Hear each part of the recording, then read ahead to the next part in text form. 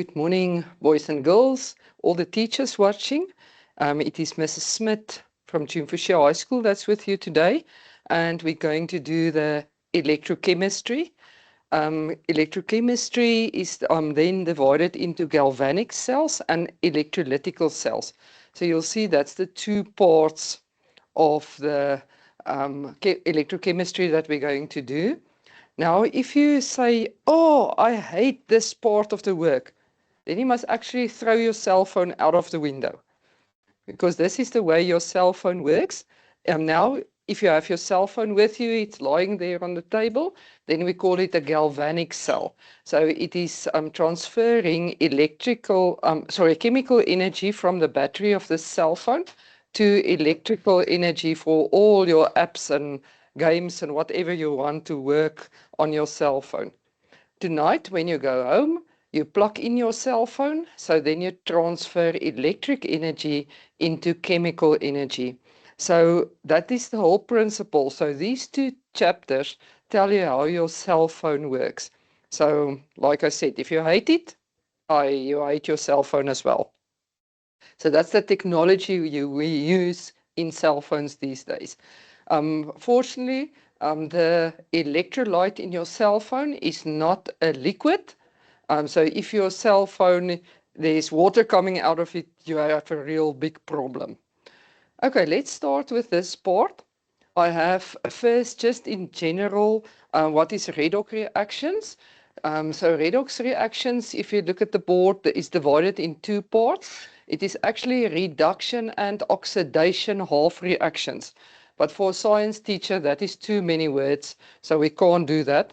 So we made an abbreviation and we call it redox. So then you take, for the ox part, it's oxidation. Oxidation is a reaction in which you lose electrons.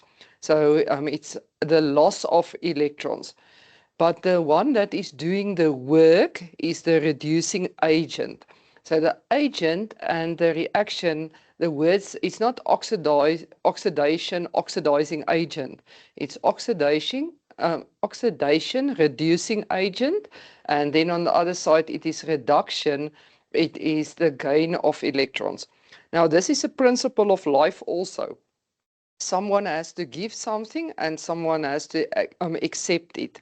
And when you want the most fights is when someone just gives the whole time, or you just want to accept and not give. So in life, we also do redox reactions. You just didn't see it that way. So oxidation is every time the process where you lose electrons, reduction when you gain electrons. Okay, we will come to it later also, but while we're on this slide, oxidation takes place at the anode. So now the English lesson for the day, the A and the O goes together, and reduction takes place at the cathode, the R and the C goes together. Okay, let's look at galvanic cells. Now, the first thing that you will see in your galvanic cell, there will be two containers. But just remember, it's not going to be always like that. In science, the word always is very dangerous to use. There can also be, we call this indirect transfer of electrons. We use it so usually we use two containers with two electrolytes, but it can't be. It can be also done with direct transfer, where you have only one container. So in this, you have your electrolytes. So it means that your beakers. Just get my pencil. Okay, so in your beakers is called what we call an electrolyte. That is a solution, a chemical solution that can conduct electricity. So that's my electrolyte. So you have two different ones. And now if you have a metal plate, that is called your electrode. That is my metal plate. And just here, it is a metal plate. So if they ask you to identify an electrode, it must be a metal plate. Now, this meter can be an ammeter, then it is connected in series, or it can be a voltmeter, which is connected in parallel. But if you look at your calculations and what we would do, we usually rather use a voltmeter than an ammeter. But there can be an ammeter, but we rather use the voltmeter one because you buy a 12-volt battery. So I can't call a place and say, oh, yes, sir, but my battery of my car is flat. And then they ask what car it is and what type of battery. No, I want a 5-ampere battery. Then they'll think, this crazy lady, and they put down the phone in my ear. No, you must tell, I want a 12-volt battery, this is my car, and these days you have to give him the whole pedigree of your car just to buy a battery. So you must have the date, the model, the type of car, is it what electronics it has, and because that depends on what battery they're going to sell you. So we rather talk about a voltmeter, but we can use an ammeter as well. And then in the middle, there is a thing that we call a salt bridge. Now this is literally a bridge of salt. So you have a glass tube and then you put some cotton wool on the ends. That is not to put in to say nothing can happen there. The exchange of ions can still continue through the cotton wool. So you have this glass tube and then you make salt. Now, you must just remember, if I talk about salt, it is not like table salt called NaCl, sodium chloride. It can be any ionic solution is called a salt. So I'm using a salt bridge, so I'm just making it a little bit wet, not like a solution. I'm just a few drops of water so that I can make a paste, and then I put the paste in the salt bridge. Now, the salt bridge is there to conduct electricity via ions that moves in two directions through the salt bridge. So the salt bridge is like the N1. You have cars moving in two directions. So I will explain that when we come to the other slides as well. So that is one of the things how you put in. And you will also see that if I look at my electrodes, I put in the electrode in a solution containing the same ions. So that means I put a copper electrode in, for instance, a copper sulfate solution. Or I put a magnesium electrode into a magnesium nitrate solution. So I must just make sure I use a solution that is soluble in water. Now, in that case, for silver and lead, the only solutions, the only electrolytes you can use is silver nitrate and lead nitrate, because silver and lead salts are not usually soluble. So we rather use then the solutions of the nitrates, because all nitrates are soluble. Unfortunately, this part was taken out of the syllabus in grade 10. So now we just explain it briefly in grade 12. So the only salts is the salts of silver nitrate and lead nitrate.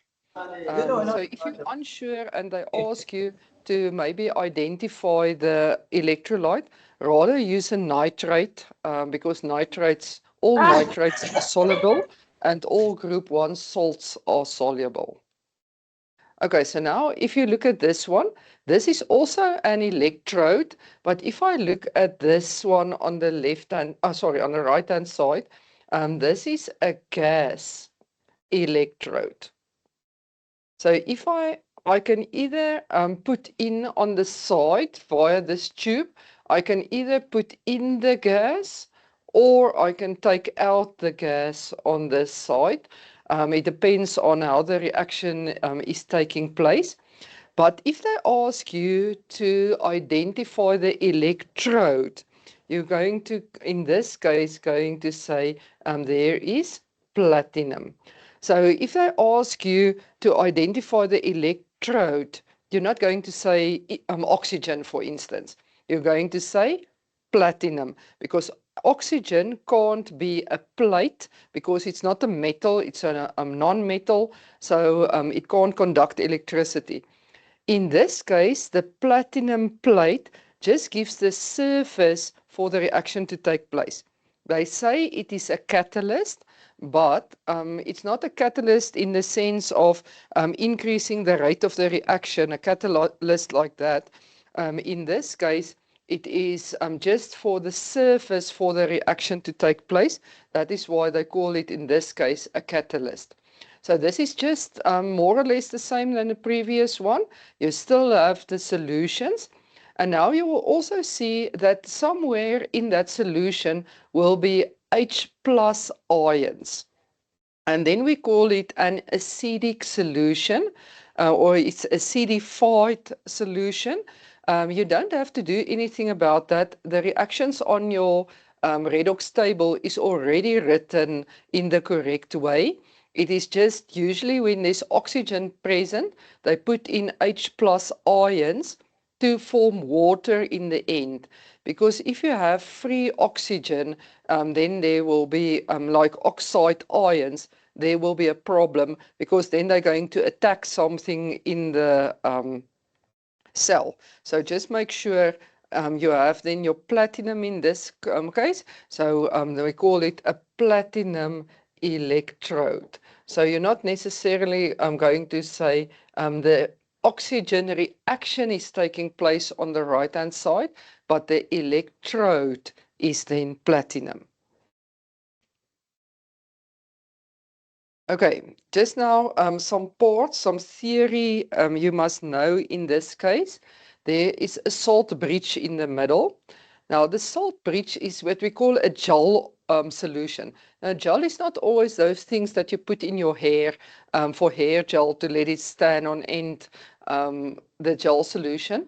A gel just means it is a salt where you just have like a few drops of water, then we actually call it a paste. Then you connect it to electrolyte solutions that the metals dip into. So that is what a salt bridge is. Then your salt bridge acts also to transfer the medium that allows ions to flow through, but prevents the two solutions from mixing. And the salt bridge also completes the circuit, allowing electrons to flow through the connecting wires. And but in the salt bridge itself, there's ions that are going to move through the salt bridge. Now, I just want to explain to you, there's two types of electricity that can move. We, in the lower grades, we said it's charges moving. But charges can be two things. Charges can either be electrons moving, or charges can be ions moving. So now, if we talk about conventional current, then we talk about positive ions moving from positive to negative. But if we talk about electron flow, like in this case, it is electrons go away at the negative, because negative and negative repel each other, and they go to the positive, where positive and negative attract each other. So you will see in both types of cells, you get the direction of the current will be from the anode to the cathode, but the anode is not always the positive electrode, because we look at different things moving. So in the galvanic cells, we look at electrons that is moving. So now also the salt bridge. The salt bridge helps to keep the two solutions neutral by letting the electrons move in the external circuit, and then you have your ions that move in your internal circuit. Okay, so if you look at the electrodes, each metal strip is an electrode, and each electrode is associated electrolyte solution. So you'll see all these things start with the word something else. Electrode is then the metal strips or the plates, and then the solution that conducts the electricity is called an electrolyte. Then the electrolyte where oxidation occurs, it is the anode. Hello, Toreme, can you please share the screen with us? Okay, I'll just ask the technical guy. All right, thank you. Okay, so you'll see oxidation takes place at the anode. So the two letters goes together there, and then if I have reduction, reduction takes place at the cathode.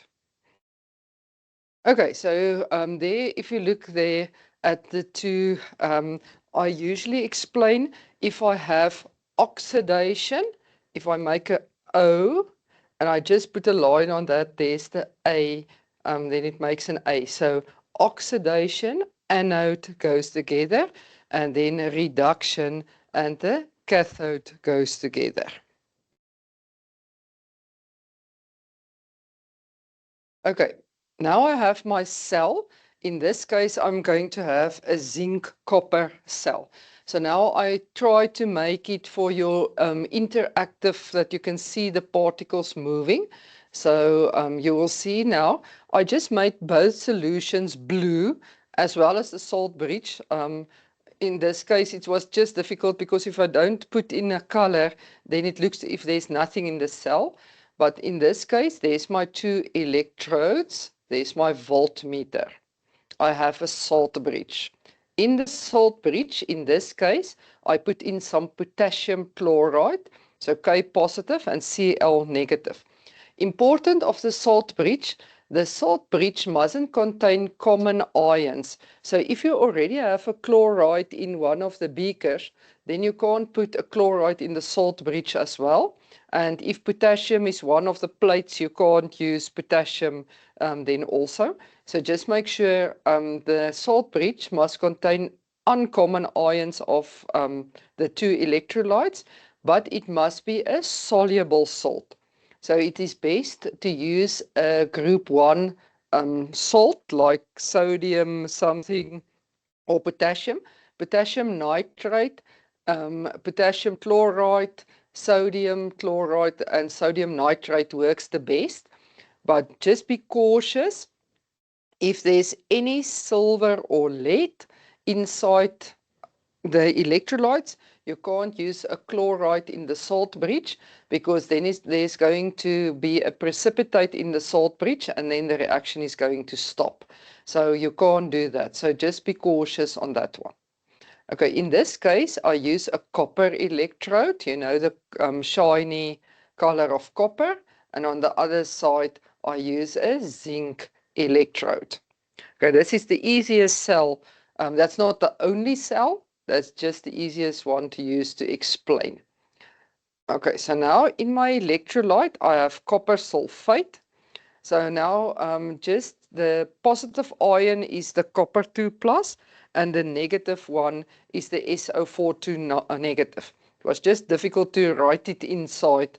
You will see later because there's something that has to move now. So the copper sulfate is then Cu2 plus and SO4 negative. On the other side, I have zinc sulfate. Oh, I see I made a spelling error. SULPHTE on both sides. Ai tochie. Okay, copper, zinc sulfate and copper sulfate. And then I have Zn2 plus then and SO4 negative. So there's positive and negative ions. As soon as you make the solution, you separate the ions. So copper sulfate and zinc sulfate is both ionic substances, and when you dissolve them in water, you separate the ions, because that is why the solution can conduct electricity. So copper sulfate and zinc sulfate in their solid state can't conduct electricity, But if you take it into water, then the ions is separated and then they can conduct electricity. Okay, there's the electrons. Now you must please keep your table nearby. That is now table 4B. You must just keep that next to you. And if you look at your table in plain English, that is not scientifically good, but in plain English, zinc is at the top and copper is at the bottom. Now, I'm going to show you just a little bit later on the next slide. You're going to use the table. Some teachers tell them as you make the letter Z. I like to use the letter C. I will explain why. And then, so if I look at this case, you will also see that the value, the E cell value, electrode potential next to zinc is negative, and the electrode potential next to copper is positive. So the more negative your value is, the easier it will give away electrons and it will be your reducing agent. The more positive the value is, the more likely it will be to take in electrons and then it will be your oxidizing agent. So if I look on my table, you will see then I'm writing the reaction from right to left, and it will be Zn going to Zn2 plus 2 electrons. Again, if you look on your table, you will see there's arrows in 2 directions. That means each of the substances on the table can be an oxidizing agent or a reducing agent. So now when you write it on paper, you must make a decision now. So then it can be just a single arrow, and the single arrow can only point to the right-hand side. You can't just write the reaction as it is on the table and then put your arrow just to the left. That is not allowed in the final exam. So there, in this case, the zinc goes to Zn2 plus 2 electrons. On the other side, okay, so now you'll see what happened. Let me just reverse. Sorry, I just want to reverse this one. So if you look on your slide, just look on that silver electrode, the zinc electrode on the right-hand side. You will see there's a big ball there. That means that is zinc. And now see what happens when the reaction takes place. It goes into the solution and it changes to a positive. So that becomes a Zn2 plus ion now. Okay, now you must look what will happen with the electrons. Okay, the reaction is oxidation that took place because I lost some electrons. And it's taking place at the anode. You see, there the electrons goes. Oops, they go too far now. They must be in the solution. Okay, so I just want to reverse. There's my 2 electrons. And then if I press it, they go a little bit too far, but they must be there in the solution. So now the copper will bond to those 2 electrons that are there, and then there will be a precipitate of copper. So Cu2 plus 2 electrons gives me copper then. It is reduction and it takes place at the cathode. Now, if you look at the reactions here at the bottom that I have, I'm going to do now, you will see there's 3 things that we're going to do. We're going to talk about a cell reaction, a cell potential, and a cell notation. So they all start with the word cell. So don't just look at the word cell, look what is after the word cell. So if I have a cell reaction, they can ask you a cell reaction, or they can ask you a balanced chemical equation. So that means you're going to write the oxidation half reaction separately, the reduction half reaction separately, and then the Neto ionic equation. So that means you're only going to look at the ions taking part in the reaction. It is like maybe at your school, there's 300 matrics, only 100 is doing physical science, so they the ions taking part in the reaction, and the rest that's just looking at them is called spectator ions. So they're just looking what you are doing. So in this case, in this cell, The sulfate is my spectator ions. So now if I look at the reactions here at the bottom, you will see I have my zinc, that is my oxidation half reaction. So now if I put it in here, you can see some write OH, some write OHR. It doesn't mean matter. It is oxidation half reaction. I just like to write RH, reduction half reaction. And then at the bottom, it is my NIE. It is my Neto ionic equation. So you don't see the sulfate ions. They're not part of the reaction. They just the spectator ions. So the zinc changes into Zn2+. So 2 electrons are given away. And then I take up 2 electrons again with the copper. And then they cancel out when I do my reaction. So it's important. All the arrows point to the right-hand side. And if you know your reactions, if you write it down, try to put all the arrows underneath each other.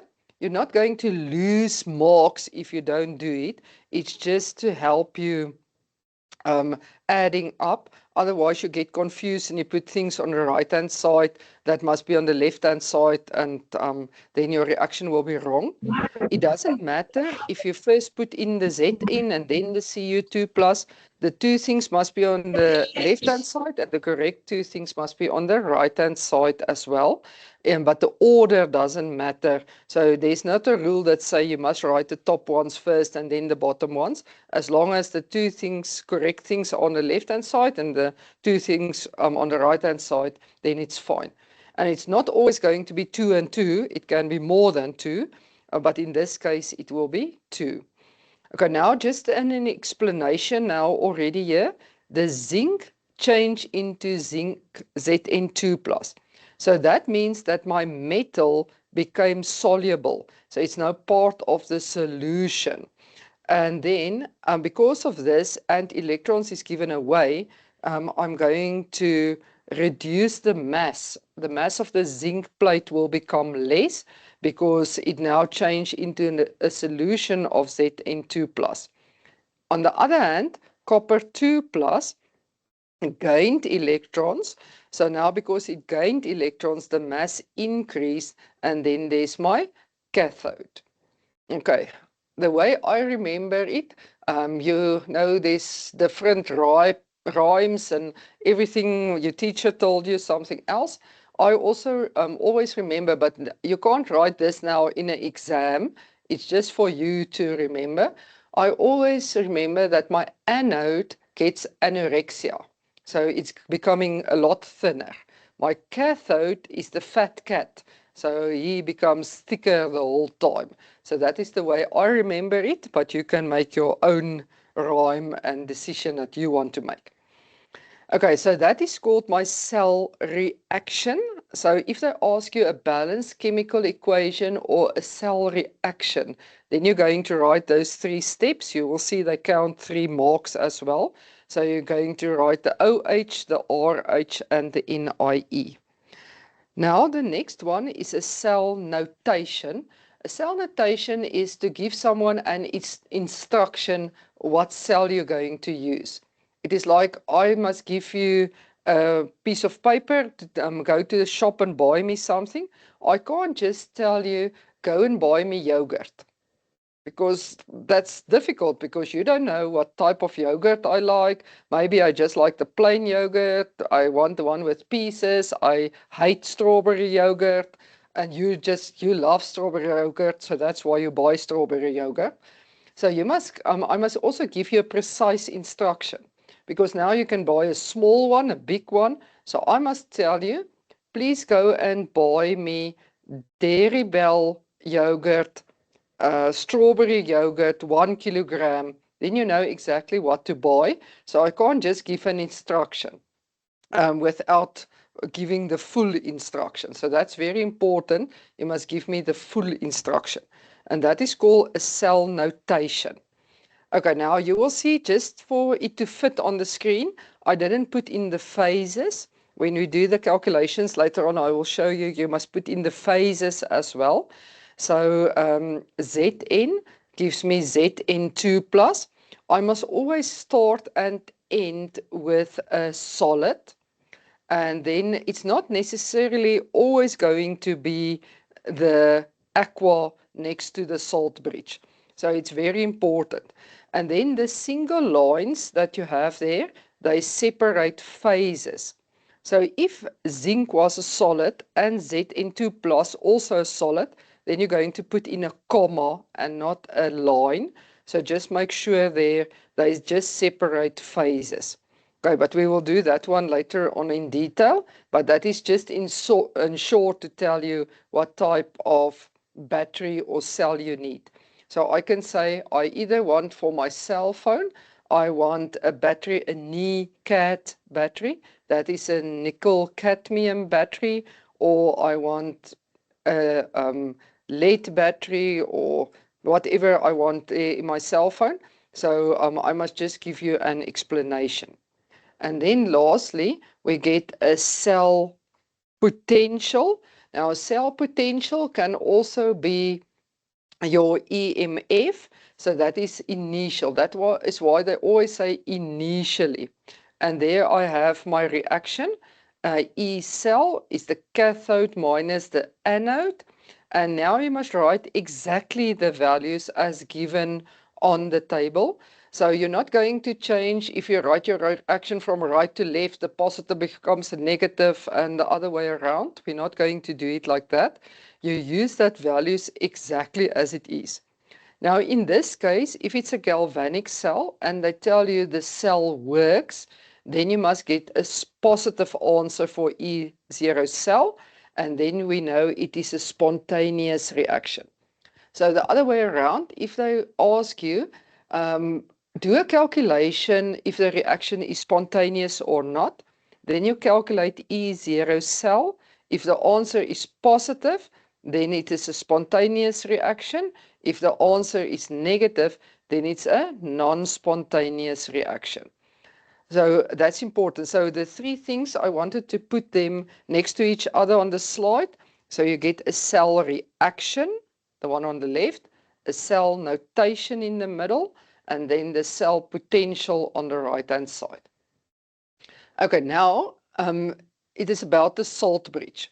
You will see now on the right-hand side, there's now my zinc positive ions as well as the initial Zn2 plus. So the orange one with the plus, that was my initial Zn2 plus, and due to the reaction, it forms extra Zn2 plus. So at this stage, the whole cell on the right-hand side is positive. So that's a problem. On my left-hand side, the positive went onto the copper plate and it bonded with the electrons. So in this case, this whole cell is going to be negative. And we don't want to have that. And that is where the salt bridge comes in. So now what will happen here in the salt bridge? Just want to change my color of my pen. Sorry. The other side. Oh, sorry, on the other side now. Okay, let's see the green. Okay, the negative ion. Do you see in the salt bridge, there's K positive. Now, this works like a taxi. The K positive come down, it picks up that negative ion, and now it takes that ion and it goes through the salt bridge, the whole part, and it delivers it on the other side. So here will be some extra negative sulfate ions now to make the whole cell again neutral. And then if I take some yellow, the yellow ones, the Cl negative is the yellow, it's going down, it's going to pick up that zinc ions there, and the zinc ions is going to move through the salt bridge and it's going to deliver it on the other side. Okay, so the zinc ions are moving to the copper half cell and the sulfate ions is moving to the zinc half cell. So in theory, if this cell works long enough, this whole plate will be gone away. That's in the solution, the zinc plate. The copper plate will be a very fat cat, a very thick copper plate, and both solutions will be zinc sulfate. But long before that, the cell will reach equilibrium. Now, we usually call it the cell is flat. I need a new battery, I need a new cell, the cell is flat, it's not working anymore. But in science language, we say it's reaching equilibrium. Then just another important thing here, that Cu2 plus, you must know the color of Cu2 plus, it's blue. Because Cu2 plus, it's blue, the reaction takes place and the Cu2 plus precipitates as copper. So then the blue color is going to be lighter until it becomes colorless, because there's no Cu2 plus ions available in the solution anymore. So just make sure they can ask you a question like that, and you must make sure that Cu2 plus, it's blue. And boys and girls, if you don't know which copper reaction to use, it is usually the one next to plus 0.34. That is the most common one, because you will see there's more than one copper reaction on the table.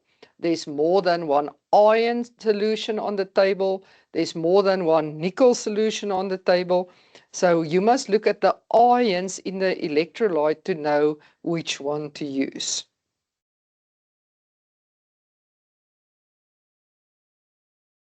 There you see the copper, the chloride coming down. Okay. There's my redox reaction just again for the cell.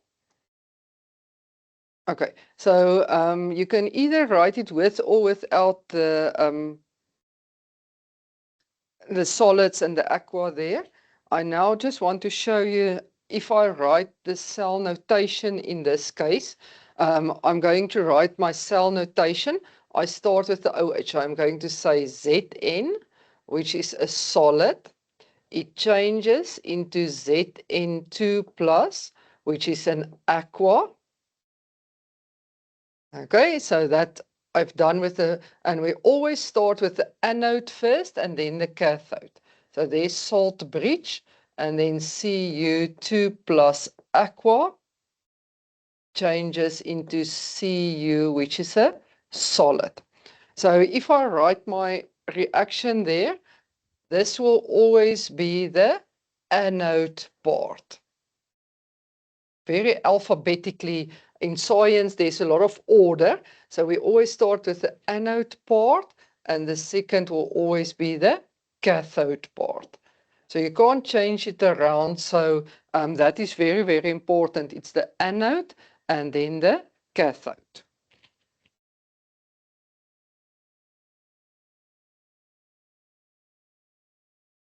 Okay, so there you'll see I have the copper and the zinc plate again. The zinc dissolves, the mass of the zinc plate decreases. That is because the zinc turns into Zn2 plus ions. So we can have it here that Zn changes to Zn2 plus. So that is why it is losing, because it is changing from Zn to Zn2 plus. On the other hand, the copper one, the copper plate increases in mass because the Cu2 plus now changes into Cu. So when it forms a solid, then it means it will become thicker and increase in mass, because and when it changes from a solid to aqua, then it will become less, because then it gives away electrons.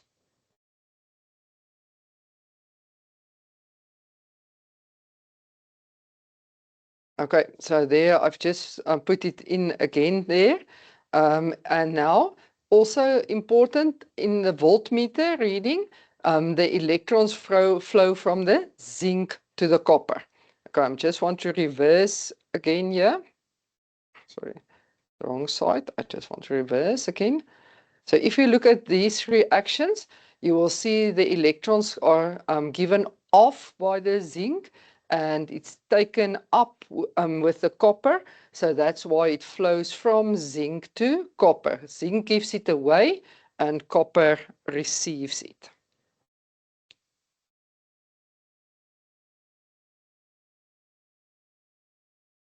Okay, so there I've also typed out the cell notation for you. The anode is always written first and then the cathode. Okay, so it's a lot of different words that I say the same thing again. So the zinc atoms are oxidized to Zn2 plus ions at the anode. So that means oxidation took place. Cu2 plus ions are reduced to copper atoms. And just look at the word atoms versus ions. An atom is like Zn. That's an atom. But as soon as it becomes Zn2 plus, then it is an ion.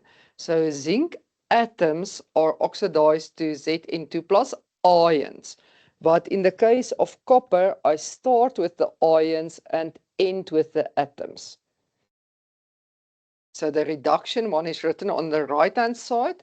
So the anode on the left and the cathode on the right. So just remember, it's always alphabetical order.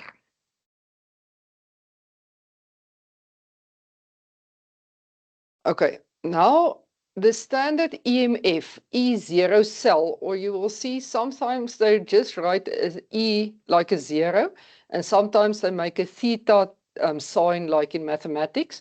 It's just written differently. And now the EMF, the standard EMF, the cell potential is the same thing, but now we have standard conditions. All the solutions must be 1 mole per cubic decimeters. Okay, I will explain to you just now if it's not 1 mole per cubic decimeter, but standard solution concentration 1 mole per cubic decimeters. Then if there's gases present, it is atmospheric pressure. You will see 101.3 kilopascals. That is on your information sheet. And then the temperature is not like STP, standard temperature and pressure, because if you have STP, the gas pressure is 101.3 kilopascals, but then the solutions is 0 degrees Celsius, and then it's like ice. Then you can't use the, so it's frozen, then it's not part of ions anymore that can move. So the temperature that we have here is 25 degrees Celsius, or we call that room temperature. So you can either write 298 Kelvin or 25 degrees Celsius that we can have. So just remember that is now the difference. And if they say for this cell, if I use my example of the zinc and copper again, for this cell, you can't write anything on gases because there was no gases present. Then you're going to just use the solution one and the temperature one. So I rather start with the solution and the concentration one. And if there's gases present, then I'm going to use the gas one. So if they say the cell is operating under standard conditions, this is what is meant. Okay, so there's just a different cell now. If I have my picture like a previous one, okay, now I have silver and magnesium. Okay, so quickly go to your table and then you're going to search there for magnesium and silver.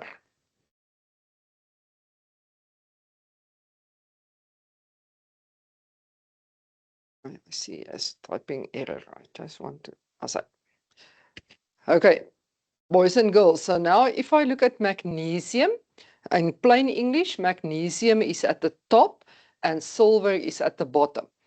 I'm not always going to draw like the previous one, always the anode on the right-hand side and the cathode on the left-hand side, or the anode always left and the cathode always right. I can draw it any side I want to. Okay, so if I look here now at magnesium, on my table, magnesium is at the top. So because magnesium is at the top, I'm going, oh, sorry, wrong button. So magnesium is at the top.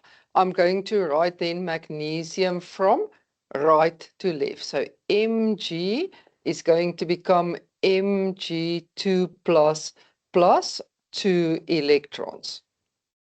So this process is then called oxidation, because that's the process of giving away electrons, and oxidation is taking place at the anode.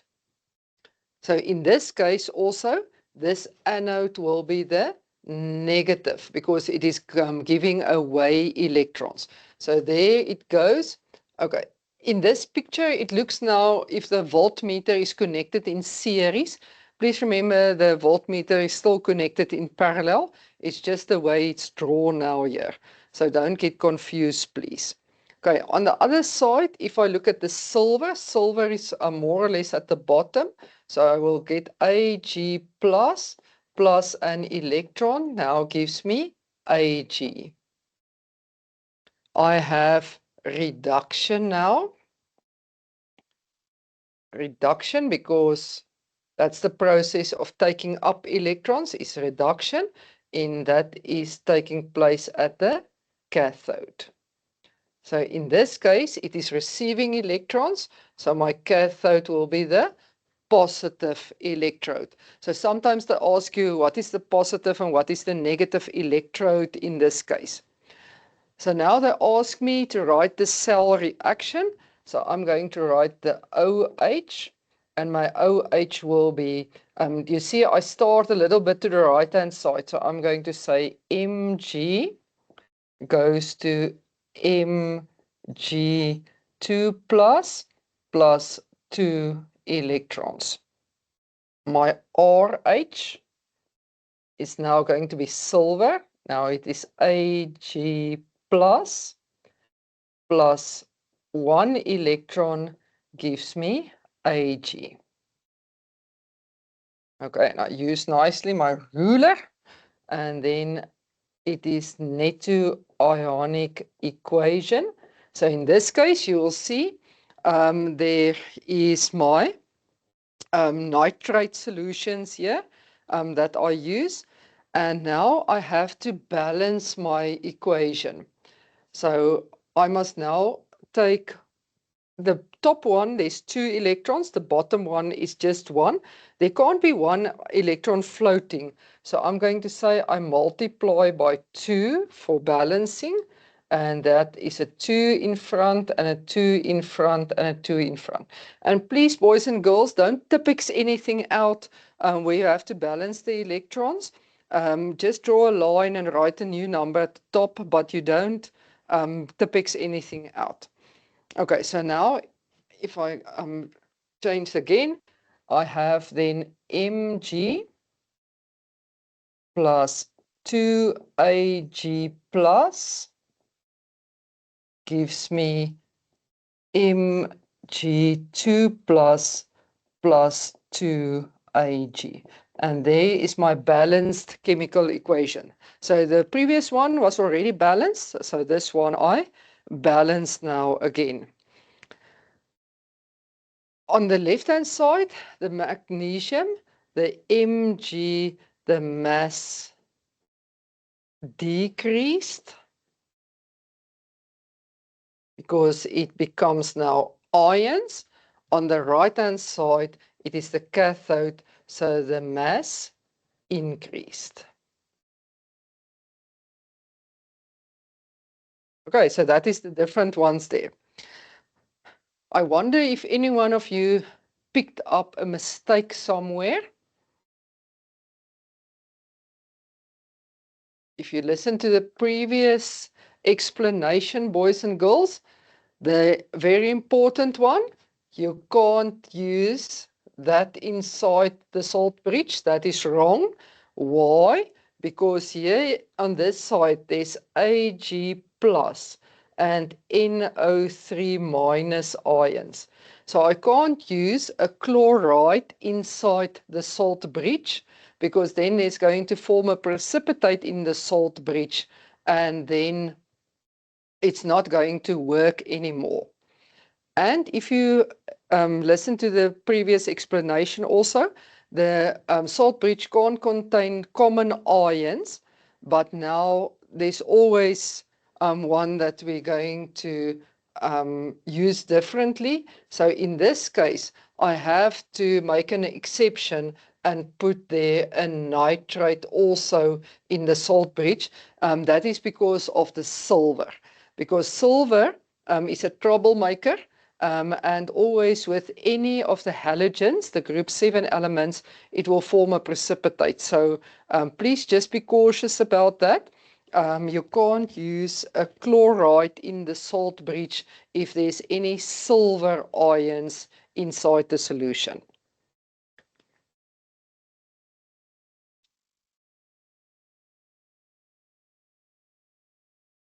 Okay, now look at, there's your table. Okay, your full redox table. I just cut it off at the top so that it can fit. So now, if you look at your table, the more negative it becomes, the more the chance will be to give electrons away, and the more positive it's going to be, the higher are the chance to take up the electrons. But it's not going to say that 0, 0 in the middle divides the table into two parts. It can be two things at the top, it can be two things at the bottom, but of the two that I use, I'm going to use the top one, the anode, and the bottom one, the cathode. Now, the way I like to explain it, let's take that zinc and copper reaction of mine. If I take the top one, I'm going to write the top reaction from right to left. Then I come to the bottom one and I write it from left to right. So I like it to use the letter C to explain what I'm doing. So in this case, the top one is the anode and the bottom one is the cathode. That is my oxidation half reaction at the top. It is my reduction half reaction at the bottom. It is my reducing agent at the top, and it is my oxidizing agent at the bottom. Okay, so I like to, some teachers say you make the letter Z, everything. I like to use it, and please remember it's table 4B that I'm talking about. And then I write it as I make the letter C. So I start from right to left and then left to right on the other side to get my reactions. And if I look at my values, I'm not going to change the values as I change the reaction around. I'm not going to make it a positive, which is a negative, and so forth. So that means on this side, if I go up, there will be stronger reducing agents.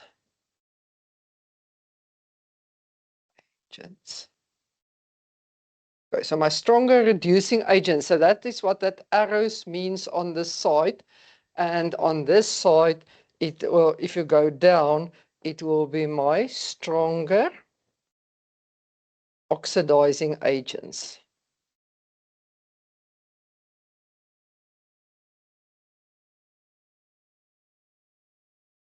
Okay, so if you want to know what is going to happen, the more positive the value will be, the stronger oxidizing agent it will be, the more negative the value will be, the stronger reducing agent it's going to be.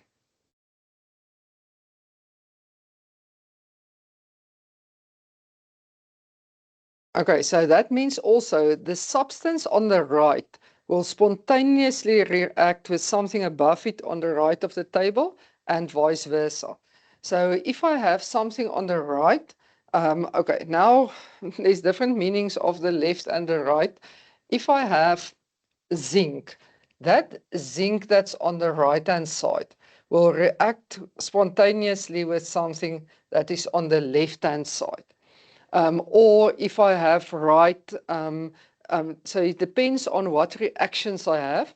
All that you must know, if I look at the two reactions, the top one, I must start with the thing on the right-hand side.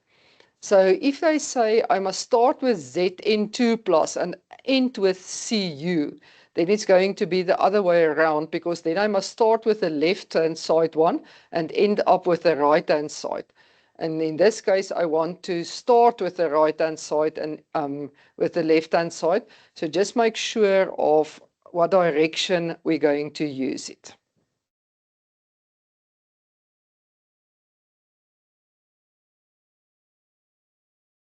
Okay, so there I've just explained to you now in that blue and red as well. The stronger reducing agents are at the top of the table. When combining half reactions, the one higher up the table will be the reducing agent. When combining half reactions, the half reaction located higher up the table is written in reverse from right to left, and the one lower down from left to right. Okay, so everything I explained in colors on the previous slide, I also write now for you in words as well. So just remember the top one is written from right to left. The reducing agent is written from right to left.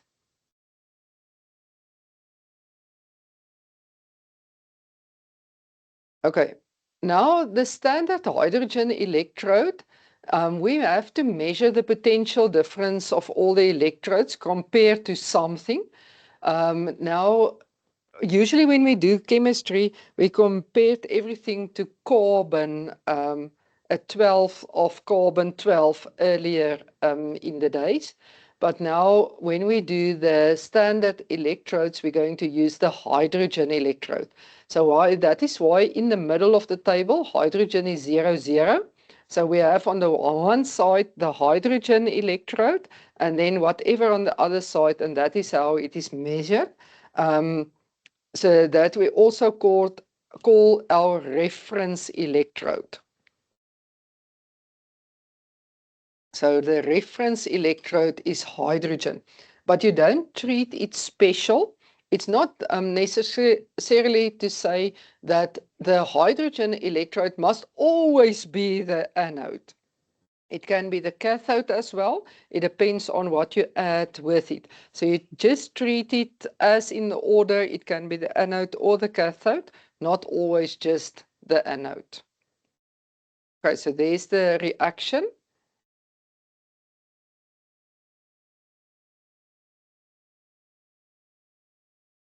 Okay, boys and girls, you will see now on your table, on your information sheet, there's 3 reactions written there. And if you look at the 3 reactions, you can use any one of those. But please remember, you can't make abbreviations. So you can't just write reduction as red and oxidation as ox, or oxidizing agent as OA and reducing agent as RA. You must write it out in full, please. That is very important. Okay, now you will see, maybe sometimes you don't think like that, but your science people are actually very nice people. We give you crib notes with your paper. Oh, wow. Because do you see what happens? Reduction is the oxidizing agent, and that takes place at the cathode. If I have oxidation, it is the reducing agent, and it takes place at the anode. Wow, ma'am, we haven't looked at it like that, because we just think, that's reactions. I can use anyone. I like the bottom one because it's just the shortest to write. You don't know, our science people don't like to write a lot. So do you see, we're actually very nice. We give you crib notes. So reduction, oxidizing agent, it's at the cathode. oxidation reducing agent, it is the anode. So all those reactions are given to you on your information sheet. So just have a look there and then you just apply them. So sometimes you will see that they just do it like this. Let me just, there, they just put in the theta signs there. You read it as E0 cell, but it is written now on the sheet as E, like a theta sign, not just a 0. Okay, so there's my cell. So if I have that, we've done that calculation already. The zinc electrode is my reducing agent and the anode as oxidation occurs at that electrode. So you must just make sure when you do this reaction, you must take the bottom one minus the top one. So it's not in this case the anode written first, it is the cathode written first.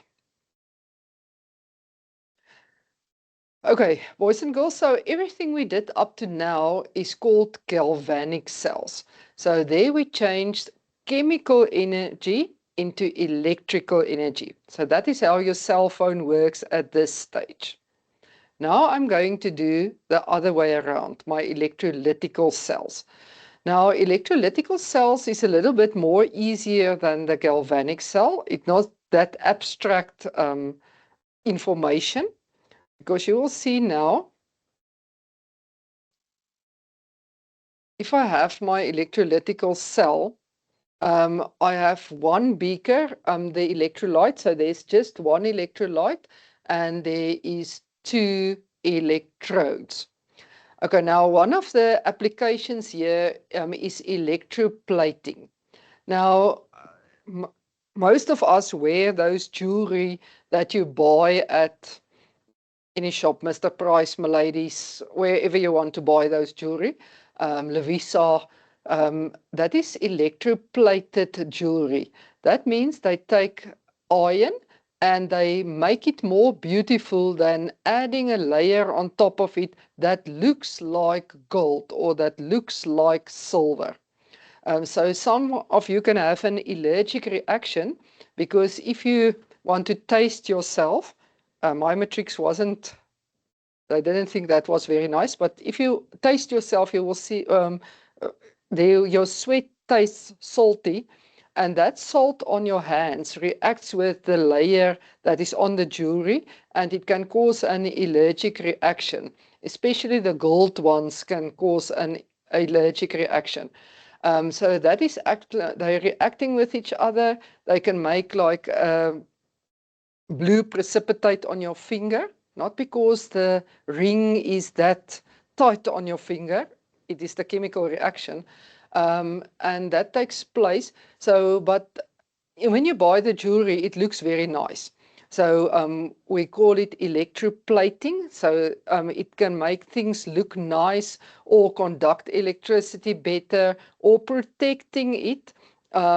Like if you have any plates, it is called, you take iron plates and you cover it with zinc, and then you have your zinc plates as well. So it is not always a pure zinc plate or a pure iron plate. Usually you can cover the the iron with the zinc, or copper covered with gold. So we call that electroplating. That is to make things look nice or conduct electricity better. If you're a runner and you win medals, it is not a pure gold medal and a pure silver medal. It is usually made of iron, and it's only covered with a layer of gold or silver or bronze. So now this is your cell. So you will see there's just one electrode, one electrolyte and 2 electrodes. There's also a cathode and an anode. Okay, now you must be cautious. The anode is now the positive and the cathode is now the negative due to the reaction that is taking place. Now, if I want to plate, let's for say instance a medal. I want to make medals for my athletes, and I want to plate them silver. Then I must put at the anode the metal that I want to plate with. So if I want to plate with silver, I must put in a pure silver anode. If I want to plate with gold, I must put in a gold anode. So that is very important. So I'm using the metal I want to plate with. Then the solution contains the ions that I want to plate with. So if I want to plate with silver, it must contain silver ions. If I want to plate with gold, it must be gold ions, or goldish ions rather. So you can use a combination of ions that give you the color you want to have. And then the object that is going to be plated, that is your medal, is going to be at the cathode. So remember, it's the fat cat. So the thing that you're going to plate must be at the cathode. So it just depends on what you want to plate with. You're going to put that metal on the anode. You're going to put that ions in the electrolyte, and the object that you're going to plate, you must put at the cathode. So you can have different types of cells that you're going to do, but for electroplating, so even your knives and forks that you use at home, it is not pure silver knives and forks. It is actually iron knives and forks. And then I can't use iron because it's going to rust every time when I wash it. So I can't do that. And I will get sick of that iron that I put in into my mouth each time. So I'm plating it with a combination of nickel and silver ions.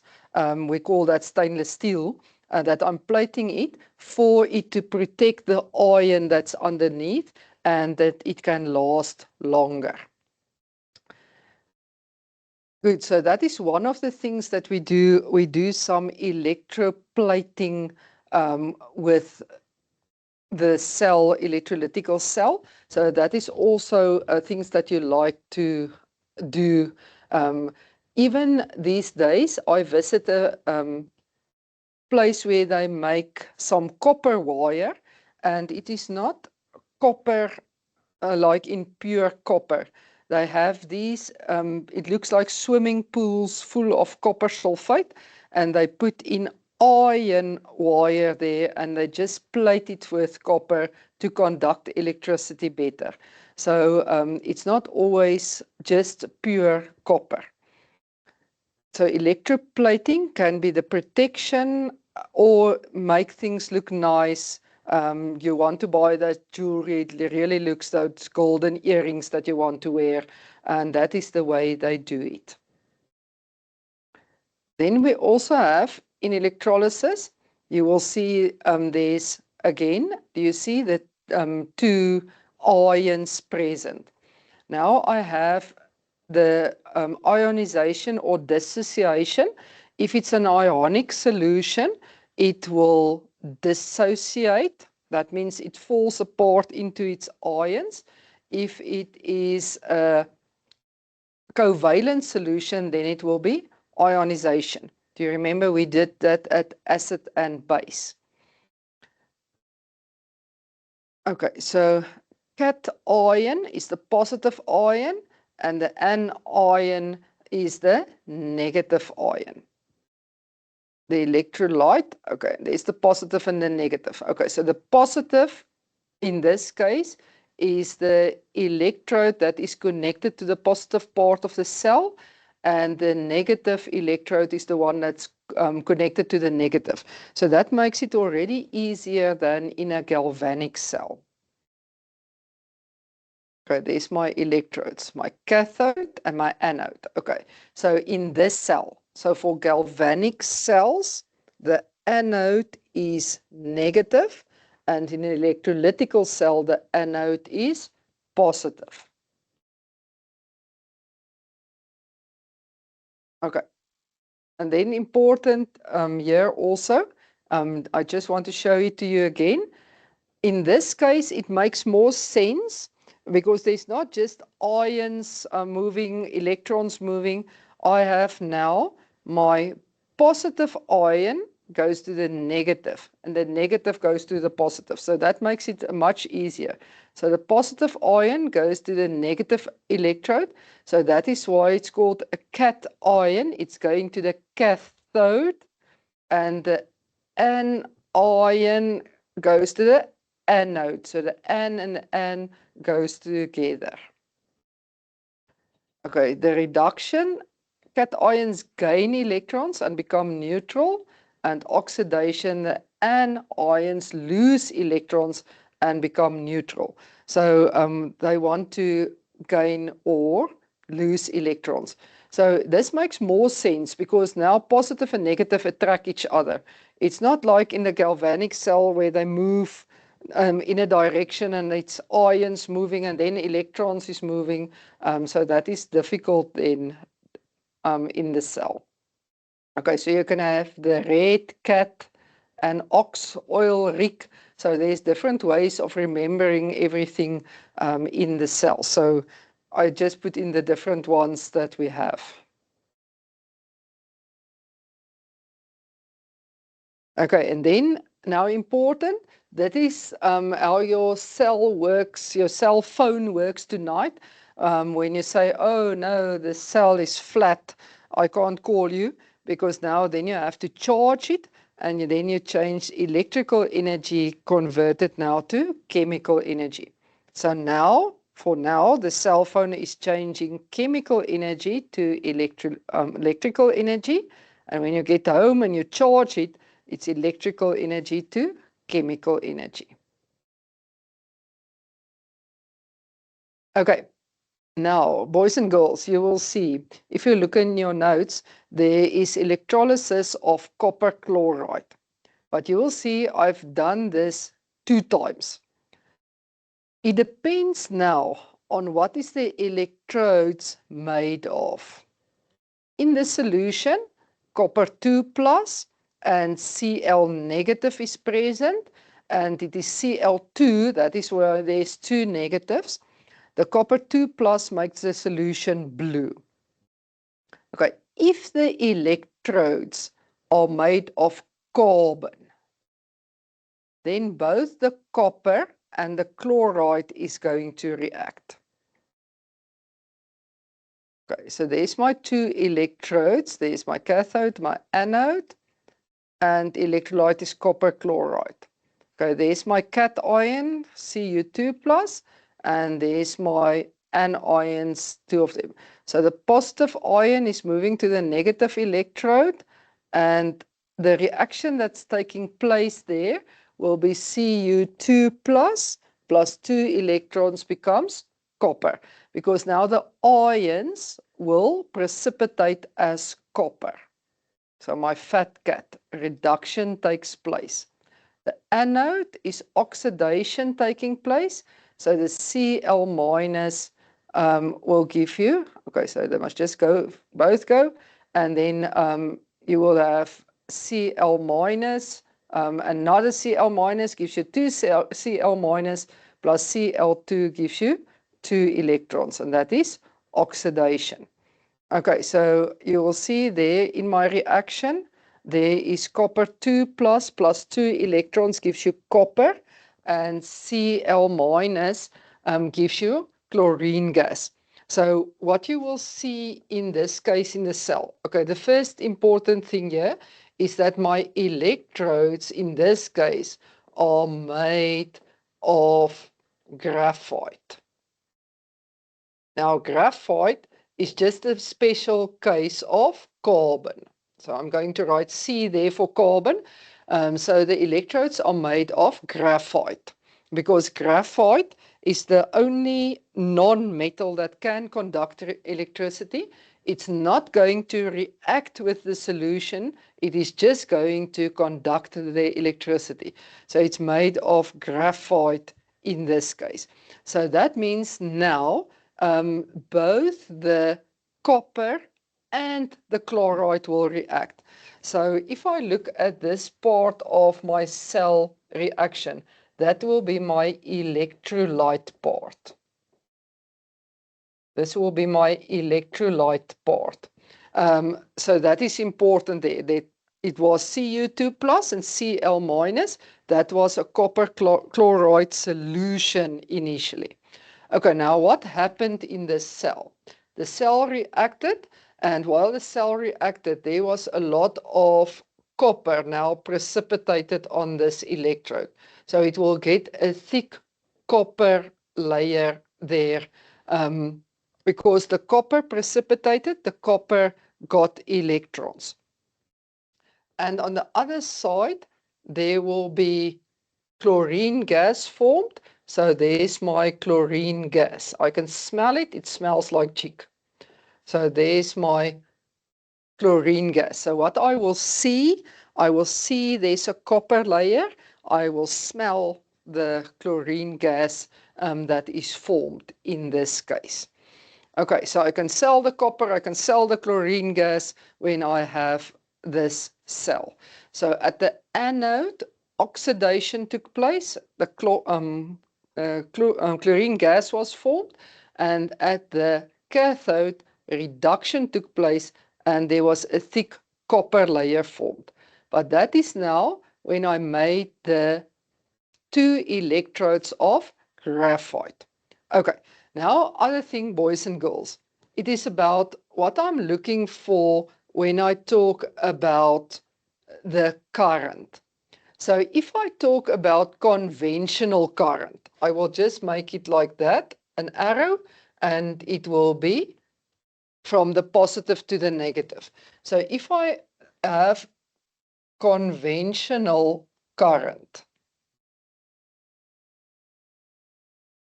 that is the flow of charge, which is in this case ions, from positive to negative.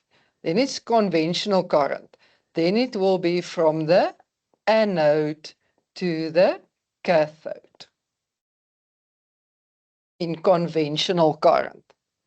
But I can also look at something differently.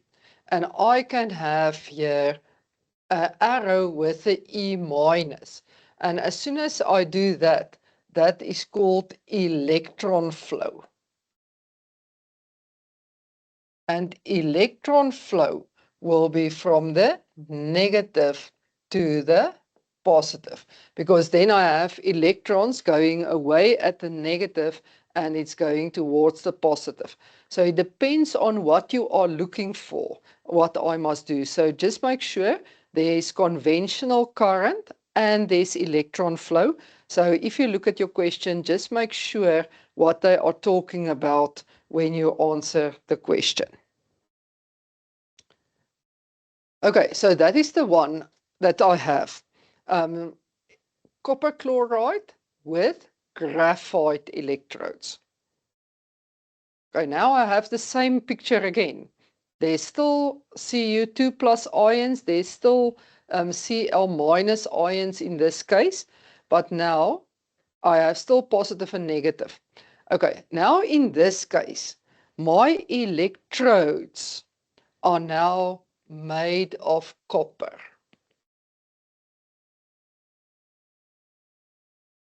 Okay, so that's very important now. So they're now made of copper, not of graphite. And on the anode side, I put in my impure copper. And on the cathode side, I get out pure copper. Okay, so that's very important now. So my electrodes are now made of copper and not of graphite anymore. So now they are taking place in the reaction. So now, the other important thing here is now, these Cl minus ions, they are now just spectator ions.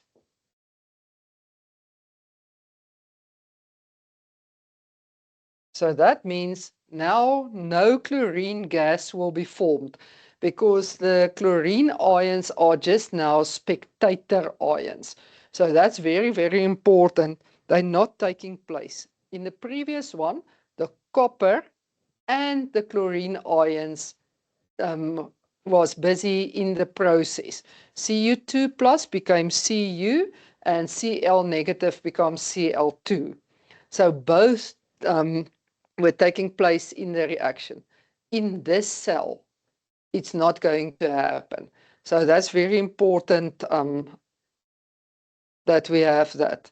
Okay, so it's still the same electrolyte. I still have the ions, just like the previous one. But now in this case, the copper is going to react on its own. So if I look at the reactions here, I see that the impure copper, there it will change from Cu, will go to Cu2 plus 2 electrons.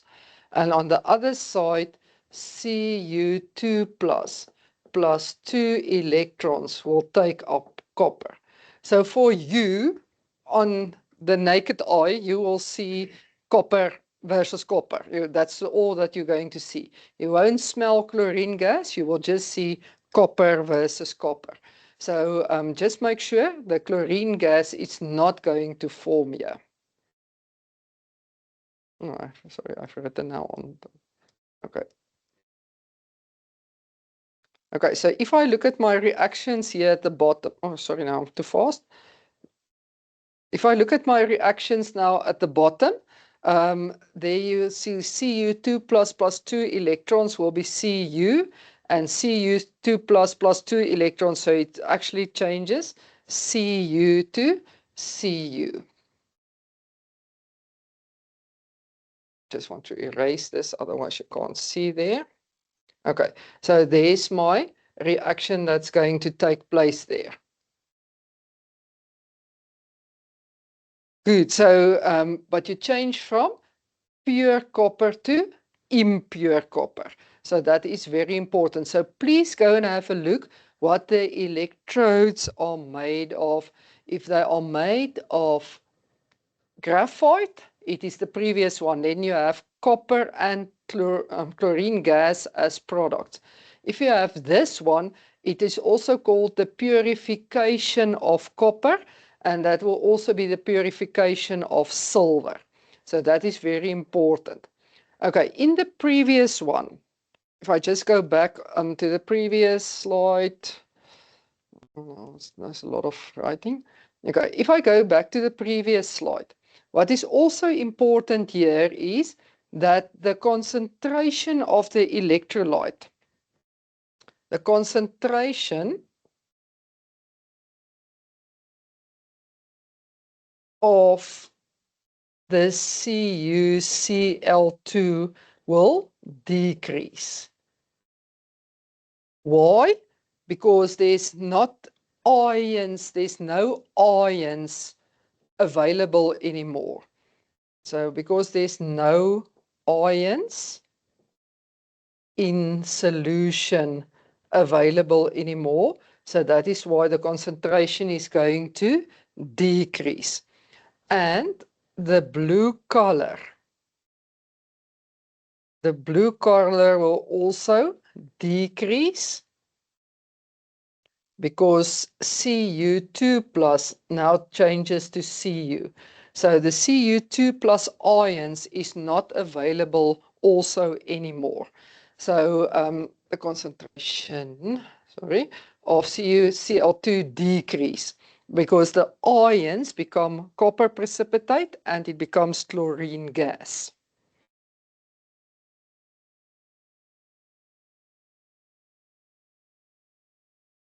Okay, if I go to the next slide, in this case, let me just get them all here.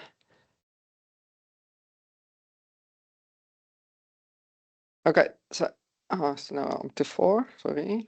Okay, if I look at this one, very important, the concentration stays the same.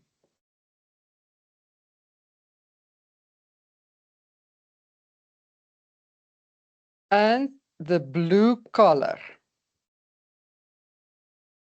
stays the same. Okay, now for both of them. Why, ma'am? Because, and that is a standard, this is now a level 4 type of question, so please study that. So we're going to say at the same rate that Cu is oxidized to Cu2 plus, Cu2 plus is reduced to Cu. Boys and girls, and that is 5 marks just for writing that, because you get a mark for stays the same. Let me just get my red here. So you get a mark for either one of the two that stays the same. Then you get 2 marks for at the same rate that Cu is oxidized to Cu2 plus, and then Cu2 plus is reduced to Cu. 5 marks. Oh, that is easy. Okay, as long as you study it. If I speak about the chemistry, it is 80% study, 20% working through old question papers. In physics, it's just the other way around. It's 20% study, 80% working through old question papers. Great, so remember, so now we have already 3 applications. There's the one application of the electrolysis, where you plate the things, electroplating, making the metals beautiful. And then electrolysis of CuCl2, there's the 2 of them, the one with the copper electrodes and the one with the electrodes made of carbon. Okay. So there's just the reactions written again for you. Okay, now you must please look at NaCl. Okay, there will also be 2. Electrolysis of sodium chloride. Do you see in brackets there it says a liquid. A liquid means you take salt, like normal table salt, and now you melt it at 1,000 degrees Celsius. So this is a very expensive reaction. So we don't like it, but that is the way that we're going to make sodium. But we're not usually going to do it. It's just special occasions. But now, so they can say concentrated sodium chloride. They can say it's sodium chloride liquid. There's a difference between a liquid and an aqua. Liquid means it's pure, just NaCl on its own. If it's aqua, it means it's dissolved in water. So in this case, there's my electrodes. They're made of carbon or graphite this time, the cathode and the anode. And there's my electrolyte of NaCl. And then I have my cation will be Na plus, and then my anion will be Cl negative. So my positive ion moves to the negative electrode, and then Na plus plus electron forms Na, and this reduction, and then my chlorine ions is going to give away their electrons, and they will form chlorine gas, and it is oxidation. So that's not a problem. We are used to it. That is the way we write the reactions. So the Na positive takes up an electron, and the Na negative, and the Cl negative gives away electrons. So a negative means it has too much electrons, it gives away. Na positive means there is not enough electrons, and then it takes up electrons. So if you use your table and you still use 4b, then you must work from the bottom to the top, because everything now changed around. You work from the bottom to the top. So in this case, you will see that my solution of Na plus and Cl negative, salt solution, changed to sodium metal and chlorine gas. But now we have this problem, sodium. Sodium is the problem. Sodium doesn't want to take up electrons because if you look at the electron structure of sodium, it has 11 electrons. If it gives one away, it means that the level will be then full. The highest energy level of the valence electrons will be full, and then it is stable. Now I want that stable element or stable ion to turn into sodium element again, which is unstable. So we don't like that. So this reaction is going to happen very, very difficultly. It is 1,000 degrees plus, and that will cost you a lot of money because electricity is expensive. So very, very important here. This is a problem. So we don't like this. It can happen. So I'm just showing it to you. It can be a level 4 type of question. But what we rather do, we will use NaCl aqua. Okay, now if we look at this reaction, okay, boys and girls, now you must be very alert and cautious. NaCl is now dissolved in water. It's a watery solution. They can say it is a concentrated salt solution. They can say it is concentrated sodium chloride. They can say it is a brine solution. Now, if you want to know what is brine, if you buy tuna and you buy tuna in brine, it is that liquid that the tuna is in, so it doesn't go off. And that is a very, very strong salt solution. So you can taste it next time if you want to. So we use it in fish, and when we preserve meat, we put it in a very strong salt solution called brine. Even a pickle solution, they can say. So there's different words. Now what happens here is the problem with the sodium. So in this case, boys and girls, the solution is still going to be sodium chloride. So I still have my electrodes just as in the previous slide, but look now, it's sodium chloride in water. The previous one, there's no water present, so that means I don't have any water there. And now my problem is I can't have the reaction of the sodium. The sodium in this case is just a spectator ion. Okay, so very important, the sodium is a spectator ion. The Cl negatives are going to react. Okay, so there's still my ions. Okay, I just copied. Okay, in this case, the Na positive is going to move, but not to the electrode itself. So now, what will happen here is that you will see that the reduction reaction is not about the sodium, it is about the water. Because sodium doesn't want to react as an oxidizing agent. It is a very strong reducing agent. It doesn't want to become now an oxidizing agent. So it screams like a 2-year-old. It doesn't want, it's going to have a tantrum. It doesn't want to do it. So now, the better oxidizing agent, the stronger oxidizing agent will be the water.